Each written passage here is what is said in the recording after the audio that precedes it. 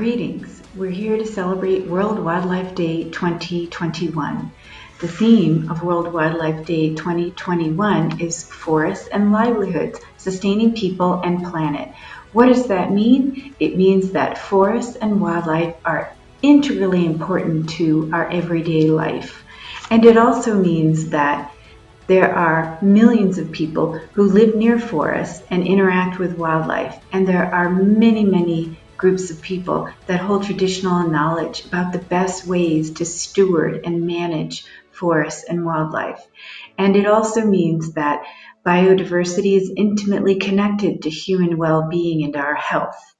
So today, on World Wildlife Day 2021, I encourage all of us to get out and get near a tree, to get out into the forest and to observe wildlife, and to remember the beauty on this planet and why we are here and why forests are here and wildlife is here, and the ways that we can do better at acknowledging traditional knowledge systems and the importance of how we behave in nature and how we can do better at protecting the amazing, beautiful wildlife and forests that we have on our planet. Thank you. 3rd March, we celebrate the World Wildlife Day. I am given the opportunity to talk about the forestry and the livelihoods. In fact, how forestry and the forest wildlife management in Rwanda, water models are being used to make sure that the human beings are catered for in terms of well-being, but also for sustainable conservation of the forest resources. So in Rwanda, there are a lot of achievements. So as we know, the forests display two types in Rwanda. We have natural forests and the forest plantation, or what we call man-made forests. So the natural forests, which are about 12% of the total land surface, you find these have been upgraded from the forest reserve to the national park to ensure the proper management. But this actually gives priority also to the communities. We have also what we call the community revenue sharing scheme.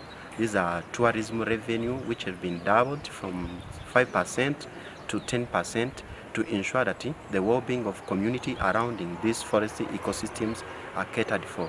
We have also the other models and practices in terms of looking for alternative source of energy, whereby the government normally subsidizes, for instance, biogas and the gases we use to make sure that they reduce the burden on the forest resources in terms of having the other alternative source of income. We have also partnered with the other international NGOs in conservation of the forest resources, mainly the national parks. For instance, we have what we call the African parks, which is in Rwanda, managing 2 national parks so far. We have also the special guarantee funds. This is a mechanism that is in place to ensure that communities living next to the forest resources, they normally incur the burden, the wildlife burdens. So this is the money that given to the communities once, let's say, their crops got damaged by the wild animals from the forest, or even get injuries and other burdens that are incurred from living next to the forest resources. We have also the other forest concessions that normally government privatize to the investors, private investors, and they make sure that this brings on board the communities these concessions to ensure that whatever they are doing, they have to make sure that the well-being of communities are catered for the long term through, let's say, the employment opportunities, direct employment and the indirect opportunities in terms of, let's say, infrastructure development, in particular places mainly in the rural areas that are living near the all adjacent to the protected area. We are starting a decade of action for these SDGs as a takeoff point to change human behavior toward the nature. Even though we know that the wildlife hosts deadly pathogen to humans, but the nature has also got the capacity to regulate the process that sustain and balance life on Earth. Unfortunately, human activities have destroyed and disturbed this balance. In 2019, IPBS Global Report indicated that we are amidst of the sixth great extinction event. They said that around 25% of assessed animal and plant species are threatened to extinction. The results are higher CO2 emission that is causing global warming and climate change. We have experienced also drought, hunger, disasters, and diseases. And the solution to this can be just simple. We don't need high-tech invention to address nature climate crisis. What we need is just to restore forests and wildlife biodiversity. That will be enough. And the three strategies that can be simply used are first, restoring and protecting forests, because when a forest is destroyed somewhere, its consequences will be experienced everywhere because we are sharing the same roof. Secondly, we need to protect the wildlife, animals, because these are the first defenders of the nature and should avoid human wildlife conflict, because this affects our livelihoods.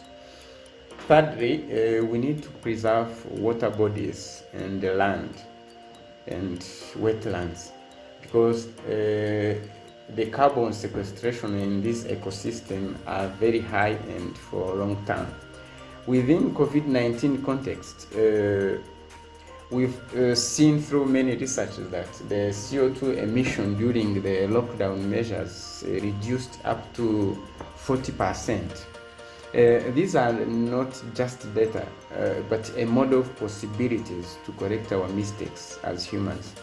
And this shows us as well that we can be both the problem and the solution to the climate crisis. The world is now trying to recover from COVID-19 impact, but the effort to recover from this financial strain caused by COVID-19 should not worsen environmental crisis. Instead, all nations should engage into transformative actions to enhance nature-based solutions that could sustain biodiversity and ecosystem services, like investing public and private funds into renewable energy and sensitizing citizens toward the responsible use of nature resources. By concluding, I might say that there is no sustainable development without protecting the environment. So I am here to talk about the role of traditional knowledge in preservation of natural forests. What do we mean when we talk about traditional knowledge? Some people will say traditional knowledge, others indigenous knowledge, or traditional ecological knowledge. Knowledge from the communities, their knowledge that they have had for many years, and we are looking at how important it is in preservation of forests. Our forests are important for rainfall, for herbal medicine, and several other importances. So we want to advocate for traditional knowledge, and we want to continue informing people that with this traditional knowledge, a lot can be sustained, a lot can be improved, and a lot can be restored. So help me to join